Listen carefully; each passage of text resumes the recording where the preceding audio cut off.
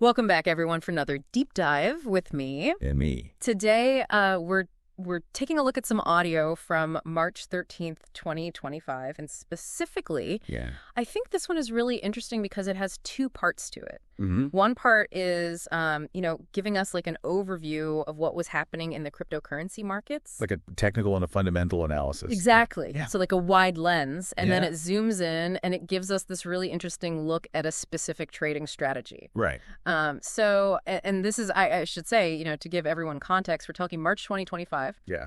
Crypto had seen some pretty wild swings leading up to this point. Oh, yeah. Lots of volatility. Yeah, particularly Bitcoin. Yeah. So, let's just jump right in. Okay. Let's go. So when you were listening to that audio and they were giving the technical analysis, Mm-hmm. what were some of the key Bitcoin price movements that stood out to you? Well, it was interesting. They talked about Bitcoin reaching a high of around 108,000. Okay. And then it drops pretty quickly down to 78,000. Wow. But then what's really interesting is it rebounds back up to 95,000. So quick. Yeah, so quickly. Wow. And then drops again back down to 79,000. Okay. And then by March 13th, it had kind of recovered to around 83,000. Okay, so like up and down and up and down. Yeah, exactly. Those are some pretty big swings. Yeah, and the person speaking, despite that like 20-30% pullback from the highs, Mm-hmm. still considered the market to be like rather bullish. I thought that was interesting, too. It makes you wonder, It does. how bullish are these people? Right. And it also brings up the point about how different investors have such different experiences. Right. Like for someone who's dollar cost averaging, DCA. DCAing through that whole period, they're probably loving these dips. Yeah, I mean, those are like fire sale prices. Exactly. Buying more Bitcoin at a lower cost. Yeah. But on the other hand, you've got traders using high leverage. Oh, yeah. Those sudden drops could have been absolutely devastating. Oh, yeah, for sure. I mean, triggering margin calls, Liquidations. huge losses. Right. It really depends on your risk tolerance and your strategy. Yeah, totally. And that actually ties into the discussion of funding rates. Yeah. That was in there as well. Hmm. They were talking about how there was a shift in sentiment Yeah. where initially there was all this pressure from people betting that Bitcoin was going to go down. Right. But then as the price bounced back to like 82,000, we Yeah. saw this like slight return of buying interest. Yeah, it's almost like you can see the fear and then the relief. Yeah. So what do you think we can infer about like the market psychology from these, shifts in funding rates? Well, funding rates basically reflect the overall sentiment in the perpetual futures market. Okay. So, if the funding rate's positive, that means that the people who are betting on the price going up, Okay. they're paying a small fee to the people who are betting that the price is going to go down, Okay. which kind of indicates a bullish sentiment. Right. But if the funding rate is negative, well, that suggests that people are bearish. Okay, so like the market was scared and then maybe they were like, oh, okay, maybe we're good. Right. And that relief rally kind of brought back some of the buyers. Yeah, and it's really interesting when you look at some of those key levels that were mentioned, Mm-hmm. we're talking breaking through the old all-time high of 69,000. Which felt like it took forever. Yeah, and then we finally got above 100,000. And then even 110,000. Yeah, and then that's when we saw that like huge correction. Yeah. It's like those psychological levels. Yeah, I think it's more than just numbers, right? Oh, yeah. They definitely carry psychological weight. Yeah, because I think once we broke through that 100,000 level, that's when like everyone just piled in. Oh, yeah. Classic FOMO. Yeah, fear of missing out. Everyone was talking about it. Yeah, and those are the people who then probably got like really hurt when When the music stops. when the price dropped. Classic example of how market psychology can drive those big moves. Yeah, for sure. So, by March 13th, it sounded like they were saying that the market was trying to find like a new equilibrium, Yeah. like a trading range had developed. Like new lines in the sand. Yeah, so what was that range? Well, they were talking about a low around 78,000 Okay. and then an intermediate level between 95,000 and 100,000. Okay. And then the high was still up there around 110,000. Okay. And then they also mentioned like intermediate support at 80,000 to 82,000. Yeah, okay, so after all that volatility, like trying to figure out, okay, where are we now? Yeah, exactly. Where's the market going to find its footing? Right, and the fact that the price was around 83,000. Right near that support level. Yeah, I think that's why they were saying, that they were still bullish. They probably thought, okay, the dip might be contained here. Right, we could see another move up. Yeah, potentially. Yeah, and they even said that those prices, around 83,000 could be a really good opportunity for anyone who's DCAing. Makes sense. Yeah, Yep, I yep. mean, if you're just consistently buying. Yeah, you're happy to buy at any price. Yeah, exactly. And they even said that they thought Bitcoin could go back above 100,000 Wow. in the near future, like weeks or even days. That's a bold call. It is. I mean, it's certainly possible in this market. Yeah, I guess in crypto, anything can happen. That's for sure. Okay, so that gives us a good, like, technical overview. But let's zoom out now and look at some of the fundamentals. Yeah, the bigger picture. Yeah, because they were talking about that too. Yeah. So what were some of the key fundamental things that they were talking about that were, influencing the crypto markets? Well, there were a few things. They mentioned some comments from Trump, Okay. who apparently was giving some pretty mixed signals. Okay. Always hard to know what he really means. Exactly. Right. Yeah. And then they talked about the war in Ukraine, Okay. saying that it was almost over. Okay. And then there was also some talk about a pause in some conflicts in the Middle East. Oh, wow. Okay. So lots going on globally. So how do you think these sorts of global events like weave into the crypto narrative? Well, I think these geopolitical events, they can definitely impact sentiment, Okay.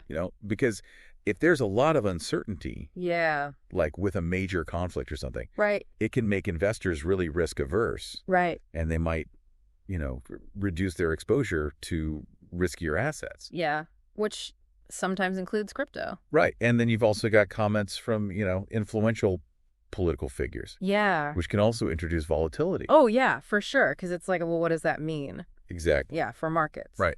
Okay.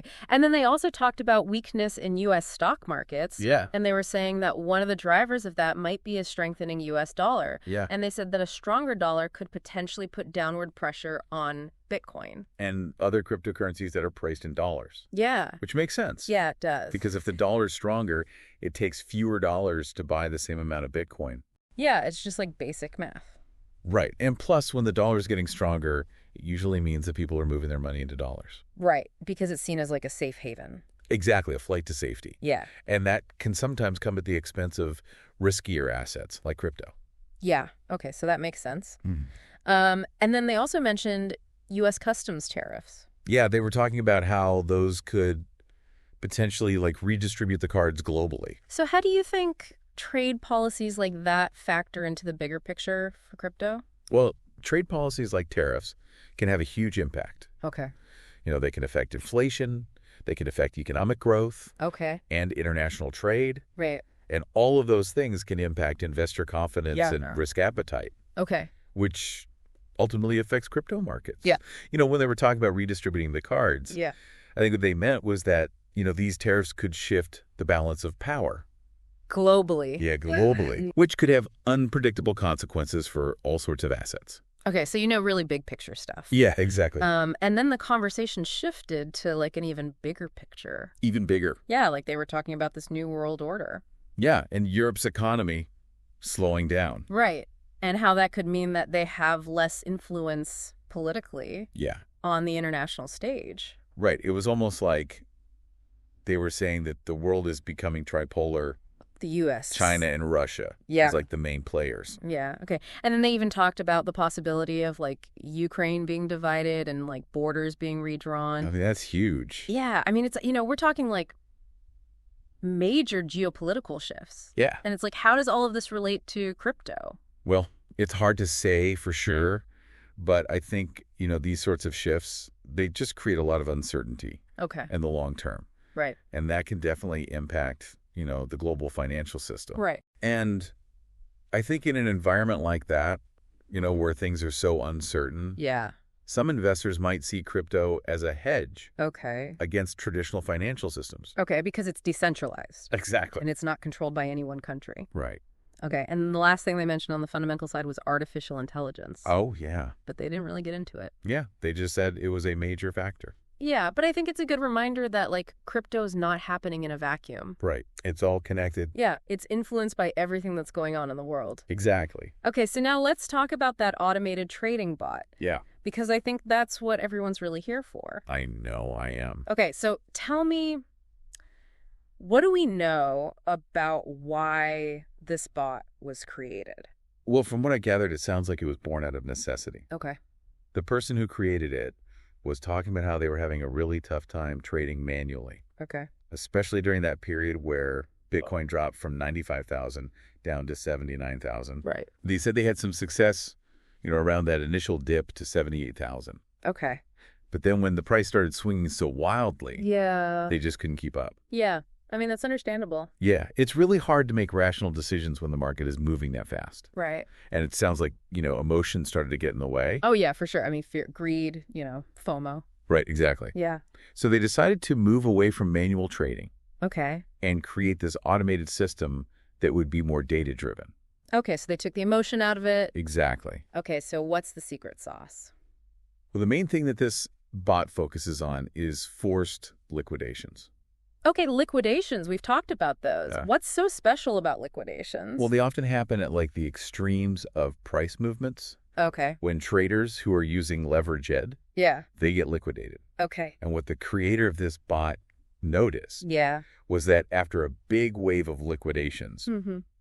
market makers, Yeah, who are market makers? they're the ones who provide liquidity. Okay. They take the other side of those trades. Okay. Well, they often push the price in the opposite direction. After a bunch of liquidations to Yeah. like capitalize on their position? Exactly. Okay, so the bot is basically trying to predict these like short-term reversals Exactly. that happen after these liquidations. Yeah, they're called liquidation squeezes. Okay, and the bot is trying to profit from those squeezes. Trying to capture those small gains. Okay, so walk me through how this bot actually works. Well, basically, it monitors liquidations that are happening on Binance. Why Binance? Well, Binance is the biggest crypto exchange, Okay, so they handle the most volume. makes sense. Yeah, the audio said that they handle something like 2/3 to 3/4. Of all futures trading. Yeah, Wow. so they've got the most data Right. on liquidations. Okay, and how does it actually get that data from Binance? It uses something called WebSockets. Okay, I've heard of those. It's basically a way for different computer systems to talk to each other. Okay. And it allows the bot to get real-time data. Straight from the Binance API. Yeah, exactly. Okay, so it's not like constantly having to ask Binance for updates. Right. It's like a live stream of data. Okay, that's cool. Yeah. And then once the bot sees a big liquidation event on Binance, Mm. it automatically places trades on BitGet. Okay, so why BitGet? Well, it sounds like that's just the exchange that the creator of the bot prefers. Okay, fair enough. Yeah. So which cryptos is this bot trading? Initially, it was mostly Bitcoin and Ethereum. Okay, the big two. Yeah. Makes sense. But they also mentioned that they've recently added support for Solana and XRP. Okay. But it sounds like they're still primarily focused on Bitcoin. Right, starting with the most liquid markets. Makes sense for a high-frequency trading strategy. Okay, and then just to be clear, we're talking about like ultra short-term scalping here. Yeah. Like high-frequency trading. Exactly. They're not trying to hold these positions for very long. Yeah. Right, they're just trying to make like small profits on a large number of trades. Yeah, basically. Okay, so what kind of results are they seeing with this bot? Well, they said that they tested it extensively. Using a demo account. Right. So they weren't risking any real money. Okay. And then once they were happy with the results, Yeah. they started running it on a small real money account. Okay, so like dipping their toes in. Exactly. And are they making money? He said the early results are promising, Okay. but they didn't give us any specific numbers. Okay, so we'll have to wait for the next deep dive. I guess so. Because they said that they were going to share more details about the bot then. Yeah. Okay, and one last thing that I thought was really interesting Yeah. was that even though this person is, clearly into automated trading, they also said that they're still DCAing into crypto.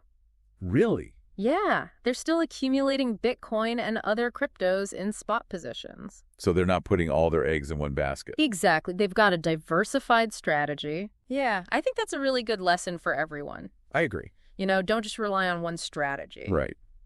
Okay, so to wrap it all up, Yeah. we've got this picture of the crypto market on March 13th, 2025. Right.